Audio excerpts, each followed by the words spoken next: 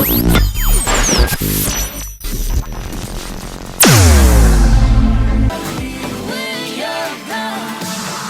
is 88.2 San FM, and right here with me, I have Josephine Karungi from NTV, you know, as a news anchor and as a host of Perspective with Josephine Karungi. It's very good to have you here on the show. Hello. Hi, Crystal. Thanks for having me. Oh, it's a pleasure. It's a pleasure, my dear. How is your Saturday? It's calm, it's quiet, it's lovely. I like it. You like it? Mm-hmm. You like it calm, quiet, Yes. private? Private, very private.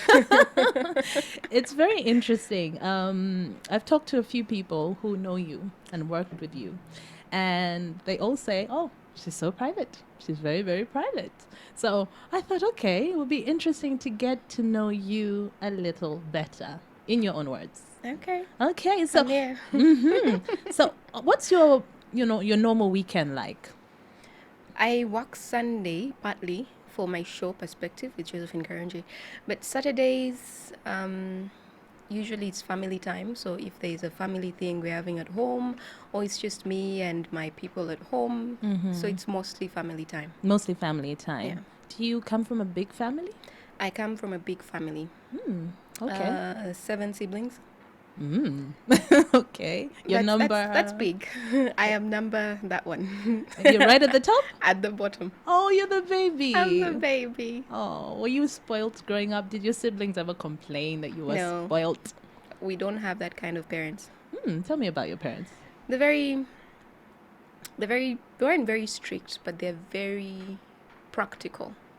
They have a set of rules. You just follow the rules, and life is good. I have a Christian background, so most of the rules and all of it fall in line with that. Okay. Cleanliness is next to godliness. My dad used to say, or he likes to say, "Omutima gw'omukiga tigufunda," so that the heart of a Mchiga never grows small. There's always room for more people. So we learned how to be accommodating of other people, how to be clean, organized, things like that. Okay. Well, if you're listening in right now and you want to see what's happening, you can actually go to Instagram. We're Instagram live at the moment. My handle is Crystal A. Newman. So tell me about where you were born and where you went to school. I was born here in Kampala. I was born in Zambia Hospital. I went to school, Nakasero Primary School. I'm one of those people who just went one school. So Nakasero Primary School, P1 to P7. Then I went to St. Lawrence Citizens High School from S1 up to S6. Okay. Then I went to Makerere University. And you did mass communication? I did mass communication. So you're one of the people who's actually, in journalism, and you studied journalism. And always wanted to do it. You always wanted to be a journalist? Yeah. Like from what age? How far back? From as far back as I can remember, I liked to read and I liked to write. So I was always reading books.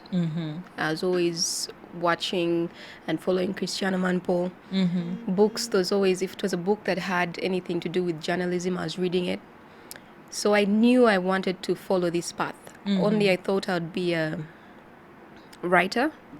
Much later at the university, I wanted to do that. Not in front of the camera? I never thought I'd be in front of the camera. Wow, that's interesting. You said that you used to read all the time. Yeah. And most children learn to read from someone in the family. So do you come from a family that reads a lot? I do, and I think that was my dad. My dad likes to read. Even now, if I'm reading a book, I'm going to think, who is going to read this after me? He'd probably like it, so I'll take a picture and send him and say, this is what I'm reading. Do you want to read it? Yeah. Oh, cool. That's nice. All right. So you said that, they weren't strict per se, but you had your guidelines at home. Yeah. Did your siblings ever feel like they were strict on the other hand? I think the first children, always. I mean, you're just learning how to parent, so you're taking all this advice, and then you're going to be told you have to say no, you have to beat him, spare the rod, and spoil the child. So I think they had it a bit. By the time I came along, I think my dad and my mom had realized some of these methods don't work. Yeah, so, and then I had all the other siblings help take care of her. I'm busy with this. So I don't think I was really spoiled, but I also don't think that we didn't have very strict parents per se. Okay. I kind of relate to that because I'm also the last born of 4 girls. Wow. And my sisters complained all the time that, you had it so easy. You had it so easy. So I can only imagine after 7. After They're like, 7. she'll be fine. So what kind of child were you? I was quiet. Did you ever climb trees? No, I didn't climb trees, but I liked to play football. Of course, I'll be the goalkeeper. And for every ball I caught, even the one I didn't catch, they would give me a sweet. So because I was always playing with the boys in the neighborhood and my brothers, and I grew up mostly around my brothers. One of my sister was much older, and the other one was more girly. I hope she's not listening. So she'd be playing dolls or something. And that so I was was mostly not with the you. boys, yeah. So you used to play football. I used to catch the ball. Okay, you used to catch the ball and then get a sweet. And then get a sweet Pepsi. Sweet Pepsi. Sweet Pepsi. You still Cough eat drops. Sweet Pepsi even now? Only now they're called cough drops. Yes, I do up to now. Okay. So you have a special attachment. I do. I still like the name Sweet Pepsi. Same. Yeah, let's Same go with here. Sweet Pepsi. Okay. So when you were in school, did you ever become like a prefect? No, I didn't. Did you ever get in trouble in school? Not really. Oh, you're a good girl. I think I've mostly been a good girl. At some point, I was going to be a prefect, but I thought about it. It just would take so much away from you, and then you'd have to be this person. You know, you'd like to cover up for your friends, and then you're not able to because you have to be the one reporting them. So I wanted to be what was it called? The one writers. What was it? I've forgotten. Information prefect. But then no. No. Okay.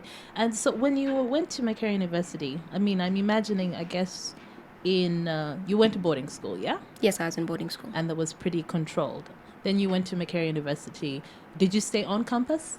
No, I was in a hostel. You were in a hostel. Okay. Did you find the transition from boarding life and maybe also your parents having those rules at home, did you find the transition to university life different? Was it challenging? Did you go wild for a bit?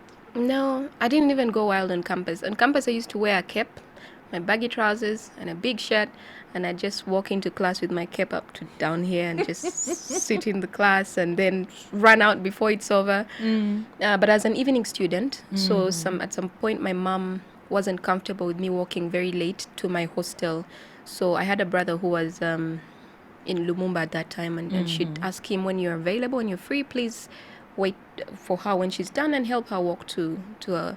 So I was still a very quiet person. I mostly keep to myself, even now. Yeah. Mostly keep to yourself. Okay. All right. Well, I'm going to ask you right now for your first request. Please tell me, you asked for an Angela Kalule song. Yes. Why do you like this song? I don't know why I like that song. It just makes me feel happy. I smile every time it plays. Okay. Yeah, I like it. All right, here it is. Katikiti. Katikiti. Ki.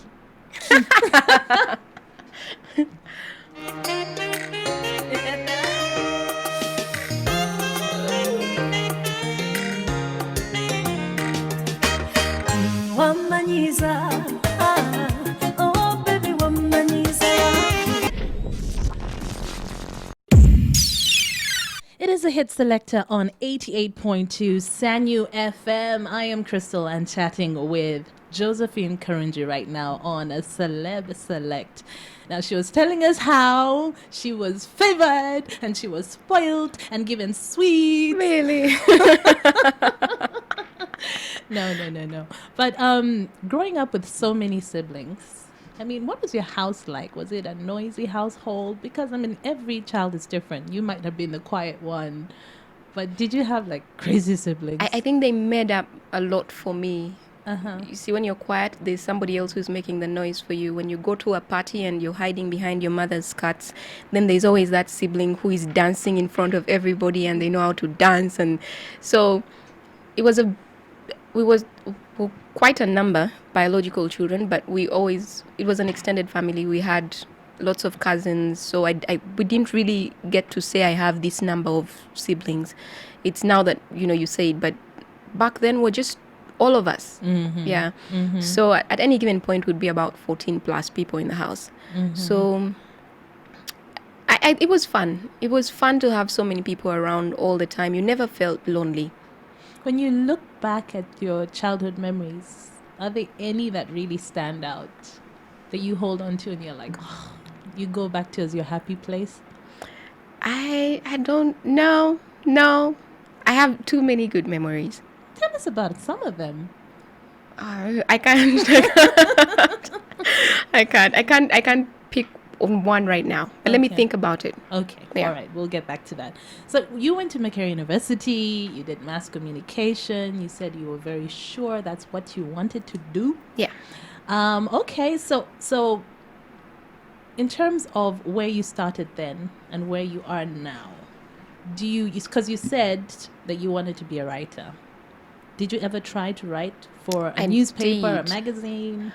I did try to write for a newspaper. I actually, when I was at the university, writing in the writing class, the lecturer at that point, I can't say his name because now he's my friend, but I felt that wasn't the writing I wanted to do. From when he marked our scripts and brought them back, and I felt really this is no, and so I lost a bit of that. So I felt it was a bit too much. I didn't think it was what it should be. But afterwards, I tried to write during my internship. I did a brief stint at the Observer, and then I tried to write a few articles. I remember one was about sibling rivalry, another one was about I think parenting, something, and fathers, yes. And I remember my dad reading it one day, and he hadn't seen it was me, and he showed it to my uncle, and my uncle said, "But that's and they liked it." So I've always liked to write. I'm hoping I can do that. Right now, I write a blog. It's on my Twitter handle. Please read my blog. But that's most of the writing I do now. Okay. Maybe one day I'll write a book. Okay. When you say that, it seems like it's already halfway there. We're going to wait and see. Oh, she started. Let's wait and see. Let's wait and see.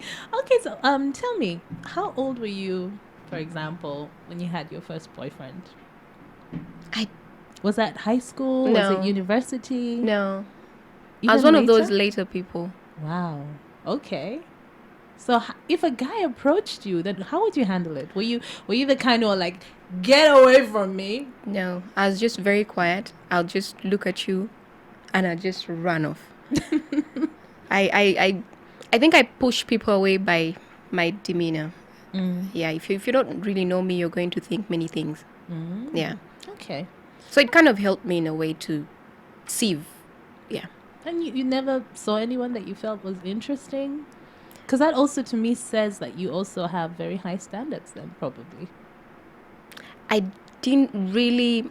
I knew at a certain point in my life, I remember telling one of my friends when we were still at in St. Lawrence that I wasn't going to even think about dating until I was done with the university. I didn't get the grades that I wanted to be a government-sponsored student, so I felt in a way that I'd let down my family. Oh. So now I was going to be a private student. They're going to have to pay that tuition. They're going to have to look for it. And my parents are not young. So I didn't want to waste that time at the university. I couldn't afford to play. So that's why I actually wanted to even do an evening course so that I could work during day. So were you working as well Yeah. at the time? Where were you working?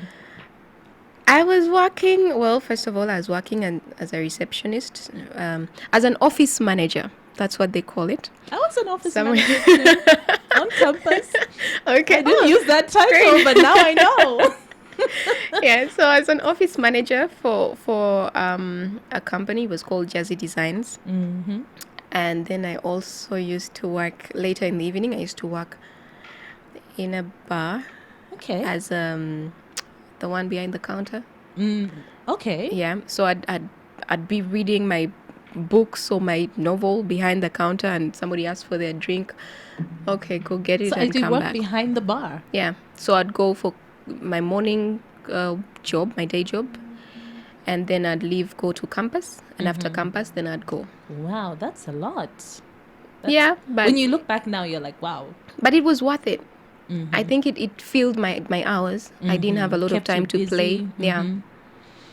But that's interesting because, I've always thought that people who work in bars, especially, and see what goes on, I can imagine the number of stories that they have. Or just, because it's a completely different perspective. Because you're completely sober and then you're seeing people and you're like, Yeah, but I think you have to understand that, okay, these people are here for a reason. I never really like to sit down and look at people and try to. I just really like to mind my own business. I think that's why I like my privacy, because I'm not minding your business. Why are you minding mine? Okay. Well, there you go. So tell me now, you're at NTV now. Yeah. Okay, when you left university, you mentioned that you did internship at The Observer briefly. Then you also came to San UFM and did I an was at internship. San UFM actually mostly. The Observer was just like a walkthrough, yeah. But I was at Okay. San UFM mostly. That's where I did my actual internship. Then I left SANU. I was reporting when I was here. I left SANU and I went to... Oh, then I was done with campus. So you want my journey after? Yes, we want Oh to know yeah. what So happened. I worked with before I worked with an NGO, I did sales and marketing for an events management company for a short while. Then I tried to do PR for a certain company again after 3 days. I knew I 3 was days. lying to myself. So Why? I said I can't do this, and I quit. I didn't really agree with a lot of what they were doing. I didn't know before. So when I got in and this is what it was like, it just didn't sit well with me, so I left. I remember when I was leaving, the boss told me, Josephine, I think you have such high standards, but this is the world. You have to do what puts food on the table. And I was battling with myself the whole way home, because I don't live in my own house. I have, to think about how to survive. But then when I got out of the car that day, I said no. When they dropped me, I said no, I'm not coming in. And that was it. So then a friend of mine called me and said, we have somebody going on maternity leave. Do you want to come and be a receptionist while she's away? I said, great. So I worked there. Within 2 months, the boss of the company, that organization was an NGO, Yes. picked me and said, why don't you apply for this post within the company? I think you do a great job. So I applied and got it. And I was there for a bit. The next job after that was NTV. Okay, how did you get into NTV? They advertised it. About, I think it was 500 to 800 people went for that interview. Oh, okay. I didn't own a skirt or a dress in my life. So you used to wear jeans and pants. Jeans That was and it. pants. That's it. I didn't know about suits. I just used to think these people who wear suits are. So when I saw the ad, my dad, I remember him saying, "Oh, there's this advert in the paper," and I said, "Yeah, I already applied." So they call us to go for to go to the studios and Yes. try out. And do a screen test. Yes, I had to wait for my sister. I was living with my sister at that time. I had to wait for her to leave the house. Then I went through her things and I found a black shirt and I matched it up and I went. It was a Sunday. I went to church. I used to help with cleaning the church, and also after cleaning, I put on my smart shirt and I walked up to Serena. I got in. Everybody had this makeup. They looked so, I didn't know about that. It didn't hit my mind that when you're going to go on TV, you have to do something about, and then I had my natural hair. I was a mess. But then I somehow got in, and this guy who was doing the interviews, he was called Waswa. I get to read, and I'm really, really fast. I'm reading fast, and he tells me, slow down, do it again. I did it about 3 times. And then I figured he thought, there's nothing more I can do for you. I've really given you a shot. And he said, that's it, thank you. And I left, but I met so many of my friends outside the door, and they were going in, and they looked so proper, and I just knew this is not going to happen. Oh. But then they called me back. Very surprisingly, they called me back, and I came back for another interview, and then another one. And then there were 3 of us, myself, Roxana, and another girl. I never really got to find out who she was. And then they picked Roxana and I. Okay. And yeah. All right. So you fought off all the other people trying to get into NTV. Just 3 months. I think it was 3 months of waiting, and you're just sitting there thinking. And then you get a phone call that you've gone a bit further, and then again more waiting. Okay. Well, I'm going to ask you now for your next request. And this is Mr. Jailer. Yes. Tell me, why do you like the song? It reminds me a lot about where we are as a country right now. I like Asa. I just find her very thoughtful in her music. When she's singing, you listen to. I like music that has sense to it, meaning. So I find her songs relate to where we are, especially this one. So I'm glad it's the one that you picked of the three I sent. Okay, so here it is, Mr. Jailer.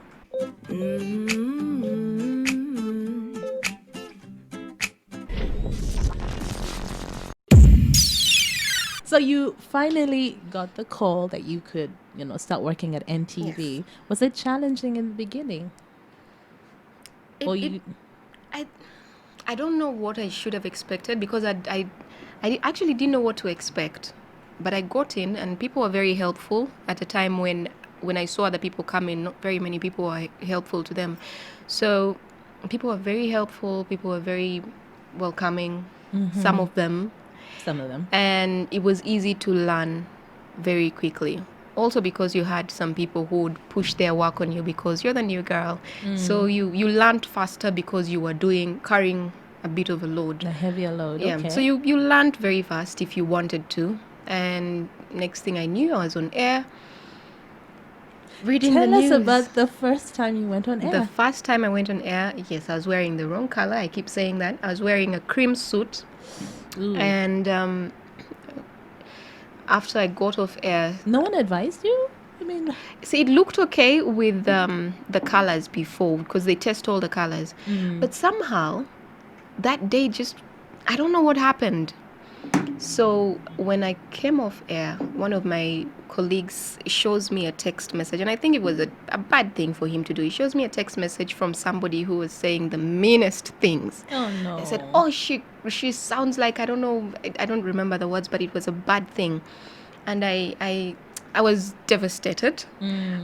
For a bit, I went home and I was beating myself up. I was thinking, am I really going to do this? How can I do it if people think I squeak and I can't even, I was really scared. Thankfully, Alan Kasuja, who has been a friend of mine for a long time, Alan sent me a message telling me, oh, I saw you on TV, you did great. And I said, are you just saying that because I know you're a very honest guy? So he said, no. I told him, but this is what somebody said. He said, who said that? So I told him. So he broke it down for me why this person felt the way he just really broke it down for me. And it kind of lifted a bit of the frustration, and I was more calm the next time I went on air because then it prepared me for all the negative feedback that was going to come because, of course, people always have something to say. And also some of it is true. So it helps you to be able to take it with an open heart and know maybe I'm going to change here, or really no, that's unfair. Yeah. That's, I guess, one of the hardest things about being, especially on camera, is, they have so much to critique, from your hair to what you're wearing to your hand gestures to like your voice. So I think it really has to, eventually you get a tough skin. Yeah, as a result. Get a tough skin. And this is why I've always envied you guys on radio, because nobody can see you. But now you have this camera watching me. So I've always felt like, oh, you guys at radio, you just sit behind there and no one sees your hair. They don't know what your nails look like. They can't say you have bad teeth or bad eyes or, So, yeah. Okay. All right. So the first time was rocky, but I'm sure pretty much everyone has the same story. The first time is, I mean, if someone is a natural just like that, well, there are not that many of those people. Yeah. But did you find that, because most people say the newsroom can be a very tricky place because of egos and ambition. At least that's even what we see on TV in series. That's true. It can be. And I think especially as you grow in the business, because that's when maybe people begin to feel, I don't know if threatened is the word I should use, or competition. Yeah, the competition, because when you're young, people are just looking at you like, oh, she doesn't know anything. But the more you grow and people realize that you actually know what you're doing or you're learning, then they begin to get uncomfortable, and that's when it becomes uncomfortable for you. So I guess it's up to you to then know either how to fight for your space if you want to fight for it, or you can Give up and give step up aside. and find somewhere else to go. Yeah. Okay.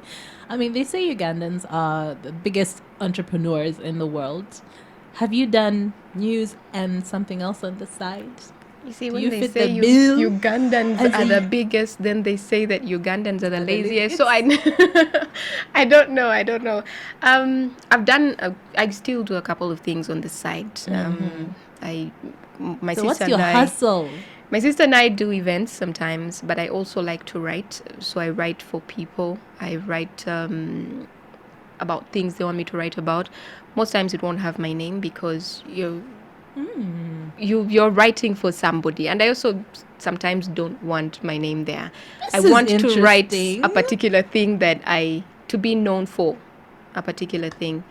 When you Yeah. say you write for others, as in other journalists? Not journalists. No, Okay. no. I was like, what's going on here? Not journalists, but just like articles and blogs, things like that. Now I'm thinking. So there's some blogs out there that it's not really their voice. What kind of music do you listen to on your own? I mean, who are you drawn to? If you could give me a couple of artists, the kind of music that you're drawn to. Because you said you like music that has... The words have to make sense. Yeah. One of the people that I like Ugandan music, I like Bobby Wine. His songs, I like his music. I don't know him as a person, but his music has relevance. He's always singing about something. He's telling you something. Even Chameleon, in a lot of his songs, like Jamila and there are quite a number that have meaning. So I like songs that have meaning. Most of my music is gospel music.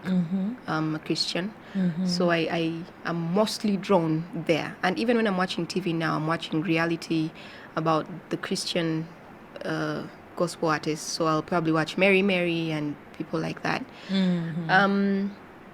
I like Joshua Radin. That's someone whose music, I just like it. It's slow. I don't know the themes and whatever for music. The genres. I don't know. But I like him. His music is very slow and calming for me. And I like Asha. Her music is it also has relevance. It's powerful. Yeah. And then the rest is old school. I like Sade. I used to like Wycliffe. People like that. Oh, Babyface, Tony Braxton. The classics. Yes, Whitney. That's people in that line. So when you talk about like Babyface, Tony Braxton, Whitney, I can sense there's like a romantic in there somewhere.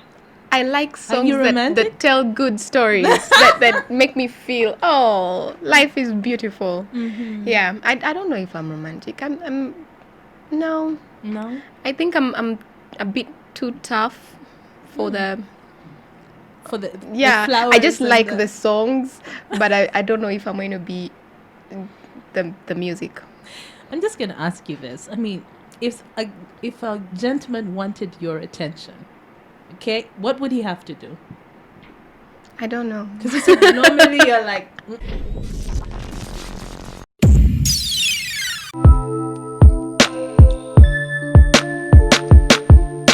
Some people said they were very surprised because you were very, very different.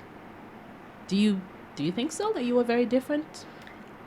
I think on the outside, the way people know us, we were very different. But then we have a lot of things that we have in common. So I think that was the drawing factor. Okay. I don't think that those things people saw. I think people are more, oh, he's a bad boy, oh, she's a church girl, and then that became the defining factor for the relationship. Bad boy, church girl, failed, the end. Yeah. Well, everyone has a story. Everyone has a story. Okay. So how did he approach you? Because you're not the easiest person to let someone in. And you even said that even on campus, you didn't want to know about boyfriends. Let me remember. see, I haven't thought about these things in a while. Mm-hmm. I think there was a clothing drive, and they were collecting clothes to give away to kids, and for me that was wow. That was I like things like that. I like to support people who are giving back. Mm-hmm. So that was I think the first meeting that we had, and I was very happy to give away quite a bit, and I think they were surprised by how much I gave away.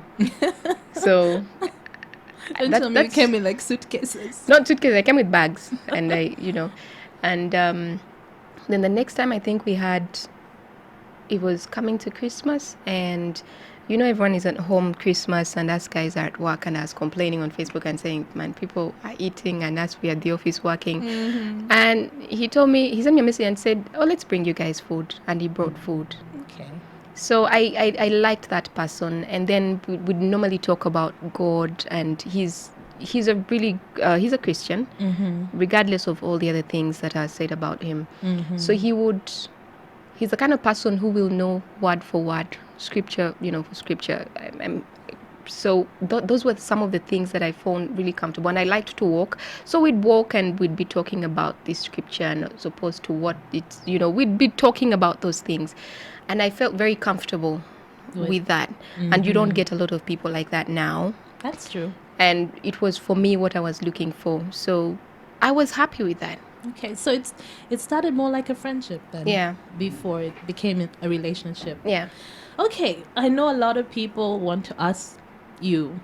Oh, I saw the tweet. Yes. Somebody said what? Yes, if you're still together, but then you just said that you're not dating.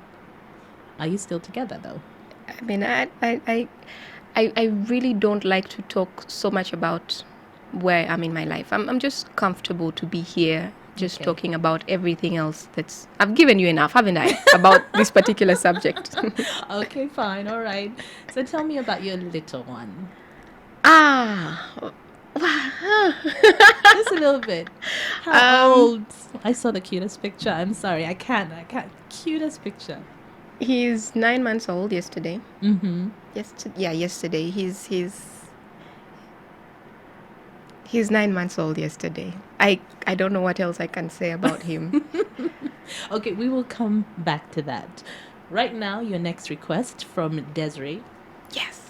This was one of my favorite songs back in the day. You Gotta Be. Why did you pick this song? Like I told you, things have to have meaning for me. And she says you've got to be bold, you've got to be all of these things. And it teaches you about life. There's a lot of things that happen in life. And if you're not bold, if you're not good, if you're not... She just teaches you. Okay, so here it is. This takes us back. A fantastic song. Desiree, You Gotta Be.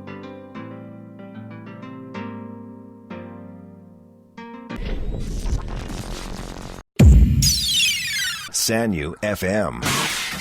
Today's best music. The Sanyu Hit Selector. It is the Hit Selector on 88.2 Sanyu FM, and I have Josephine Karungi here with us on Celeb Select. I'd like to thank you for opening up a bit. I'm trying. Yes. Now, you mentioned that your son is 9 months old. Yes, he is. I have seen a picture of him, and you can't, but he's so cute. He is so adorable. But you were also saying that you disappeared for a while. When you were pregnant, you went off air. Was that because you had a difficult pregnancy? I did. I had, how they say the first 3 months are going to be terrible, but then you watch movies and the girl just gets out of bed, runs to the bathroom, throws up for a second, comes back, and she's Superman, and she can go to work and do all these things. It wasn't like that for me. The days when even getting out of bed, I would throw up not less than 7 times in a day. I couldn't eat. I was so skinny. I lost a lot of weight. But then after, so one day I'm on air, and actually my workmates don't even know this, but one day I'm on air and I'm reading news right about election time, and I felt something, so I walked away from Brian. I was reading with Brian. Oh, Brian suffered with me those days. So I walked away. I just stood up and walked off. I went to my boss and I said, I need to go to the hospital now. And I told him, do we have is our insurance on right now? He said, yeah, just go. If you need anything, let me know. My boss, Maurice, he was really helpful. Okay. So I left. And he never really asked what it was about. But I think he'd gotten to the point of, I'm not going to just leave work for no reason. Yes. Thought and I think that's what character does. So I went to the hospital and they told me I almost lost the baby. I was really stressed. People are always talking and you don't think these things affect you until something like that happens. Mm-hmm. So after that, I got to the hospital and I realized what was at stake. Nothing else was worth it. So I just, the doctor gave me bed rest. Mm-hmm. When I got bed rest, I just didn't want to be around a toxic environment. Mm-hmm. So I left and I went away. And the rest of the months weren't funny as well, but it was more manageable now because you don't have a certain weight over you. Mm-hmm. And so I went away for a while and had my baby. Okay. Must have been a scary time. I going have a through very that. supportive family, so they kind of helped me with that. They helped me carry that, shoulder all the things that were happening at that time. Okay. Yeah. Because, I mean, the tabloids have really, really... Honestly, I mean, I've seen lots of different celebrities who've had their share in the papers, but there was a time that they were so focused on you and your relationship and what was going on. So the fact that you have a supportive, network around you, your family, that is so important. Yeah. That is so important. The people who really know you and, have your back. Yeah. So then, okay, so you had your little baby. I had a baby. He wasn't little. I had a big baby. He was a big baby. Yeah. How heavy was he? He was 4 kilograms. But I was thinking, wow, until somebody told me they had a 5-kilogram baby. And I said, you know what? But 4 is a big baby. Yeah. It's a big baby. Did you, because, a friend of mine had a baby recently and she was saying that, no one prepares you for those first 3 months of lack of sleep and everything. You've been through the kind of the worst bit, those early months. Do you look back and say, how did I survive? Or again, I had a very supportive network. I had friends. I think God placed angels all around me. I had all these people that were there for me at any point. Even when I was away and maybe something would happen, I knew at any point I could text my sister and she'd have an answer, call my mother or any of my cousins or anybody. And I knew I had these people who were there for me. Whatever it is I needed, they were there. Yeah. All right. Okay, you had your baby. Then you came back. Then I came back to us. And now you have a new show, Yes. Perspective with Josephine Karungi. How's that going? Which I am very excited about. It's going well. I see a lot of great feedback. When you're doing news, usually the feedback you get, I think people are so used to us now. So the feedback you get after the bulletin has ended is, your hair was terrible. Oh, your shoes, you've worn them 10 times. That dress, But with the show, even when, the clothes aren't that great, the hair isn't that great, people are concerned about the content. So people are telling you, you guys spoke about mental health and I was so glad you did because this and this. You spoke about alcohol, you spoke about this, and that gives me so much joy because that was the point of the show, that we talk about the things that affect people. And I'm so glad that we're getting that kind of feedback. Okay, all right. Well, we're excited for you. Thank and you. Following and seeing what's happening. So when you look forward, because you've started this new show and it's also bringing out a different side Yeah. to you rather than just standing and reading news. Where do you see yourself going? In fact, who are your inspirations? I should ask you right now. Who do you look up to? And you're thinking, okay, I'd like to be like this person or that person. Is there anyone? Not that I can say now. I watch a lot of TV. I watch, I never really watched a lot of opera. So now I actually have to watch to see how does she do her interviews or how does Ellen do her interviews. But then mostly because mine is, we're not really just talking about social issues. I have to also look at other people. So I have to look at Christiana Manpo, and she's always been somebody that from when I was a baby, I used to say, okay, I want to do what you do. I never really thought of how she does it, but I just wanted to do what she does. Mm-hmm. I'm not there. I'm not even doing the same thing now, but I pick from her and use what I can. Okay. Yeah. And you were talking about one of the songs that we played that, it says you've got to be strong. Yeah. You've got to be tough. Bold, You've got to be bold. calm. What's your mantra in life? My mantra is every time I'm going to do something, I ask myself, what is the right thing to do? So that sort of helps me with my decision making. If I'm going to do something, I now ask, is it the right thing to do? What is the right thing to do in that situation? And even when I know it's going to be painful, even when I know that the results are not going to be, I would rather go with the right thing and deal with the consequences than do the wrong thing, enjoy the fruits, and then deal with, because there will be consequences at the end of the day. They might take longer, but they're going to be there. So that is what I live by. What is the right thing to do? Okay. Yeah. All right. Well, thank you so much for coming on the show. Thank you for having me, Crystal. It's been a pleasure. And I'm going to ask you for your last song right now, which is a special song to you. Yes. Mm-hmm. My special song had to be a gospel song. Yes. And I like Mary Mary. I like a lot of people, Nicole Simolen, many people, Papa San. But I chose Mary Mary's in the morning because we always have to remember that everything you're going through, it passes. So there's the night, and the morning will come. So that's why I chose this song, because in the morning, it will be all right. Okay. Well, here it is. Have a lovely weekend. And again, thank you for joining us. Thanks for having me, Crystal. You'll be